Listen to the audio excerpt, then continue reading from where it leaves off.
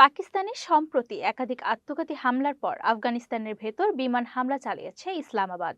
দেশটির সামরিক বাহিনী জানিয়েছে হামলায় ক্যাম্প ও আস্তানা লক্ষ্যবস্তু করা হয়েছে, যেগুলো সম্প্রতি হামলার সঙ্গে জড়িত গোষ্ঠীগুলোর ব্যবহৃত ঘাঁটি ছিল। রোববার আল জাজিরার খবরে বলা হয়, ইসলামাবাদের একটি শিয়া মসজিদে আত্মঘাতী বিস্ফোরণে বহু মুসল্লি নিহত হওয়ার ঘটনার পর এই অভিযান চালানো হয়। তবে আফগানিস্তানের তালেবান সরকার তাৎক্ষণিকভাবে কোনো মন্তব্য করেনি। আফগান সূত্র জানিয়েছে রোববার সীমান্তবর্তী দুটি প্রদেশে হামলা হয়েছে। কারা হামলা করেছে সে সম্পর্কে বেশি কিছু জানা সম্ভব হয়নি। সূত্রগুলোর দাবি, পাকতিকা প্রদেশে একটি ড্রোন হামলায় একাধিক ধর্মীয় বিদ্যালয় লক্ষ্যবস্তু হয়। এছাড়া নানগারহার প্রদেশেও হামলা চালানো হয়েছে। পাকিস্তানের তথ্য মন্ত্রণালয় সামাজিক যোগাযোগ মাধ্যম এক্স এক বিবৃতিতে জানায়, দেশটির সামরিক বাহিনী গোয়েন্দা তথ্যের ভিত্তিতে স্থান বাছাই করে অভিযান পরিচালনা করেছে।